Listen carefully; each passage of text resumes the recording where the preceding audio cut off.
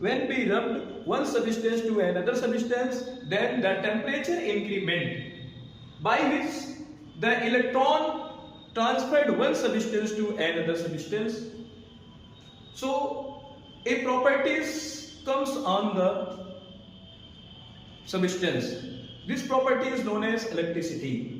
यानी कि जब हम दो पदार्थ को आपस में रगड़ते हैं तब उनमें ताप उत्पन्न हो जाता है, जिसके कारण इलेक्ट्रॉन एक पदार्थ से दूसरे पदार्थ पर चले जाते हैं और यही घटना आपका क्या कहलाता है? स्थिर वैद्युत की, यानी कि विद्युत कहलाता है। यानी विद्युत दो तरीके से हो सकते हैं, एक करंट इलेक्ट्रिसिटी होता है, दूसरा होता है इलेक्ट्रोस्टैटिक्स। इसका मतलब क्या होता है current electricity? When the charge flow in conductor, जब कोई चार्ज किसी कंडक्टर में फ्लो करता है तो आपका करंट इलेक्ट्रिसिटी कहलाता है। जब कोई चार्ज स्थिर अवस्था में रहता है तो आपका इलेक्ट्रोस्टैटिक्स कहलाता है।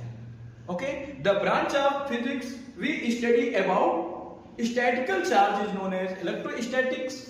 The branch of the physics we study about flow of charge in a conductor is known as current electricity. Okay, so current electricity and electrostatics, यानी कि क्लास 12th में हम जो पहला चैप्टर है वो पढ़ेंगे इलेक्ट्रोस्टैटिक्स। इलेक्ट्रोस्टैटिक्स का मतलब क्या होता है, इलेक्ट्रिसिटी का मतलब क्या होता है, इलेक्ट्रिसिटी कैसे बना, ये सब हम आगे पढ़ेंगे। ओके।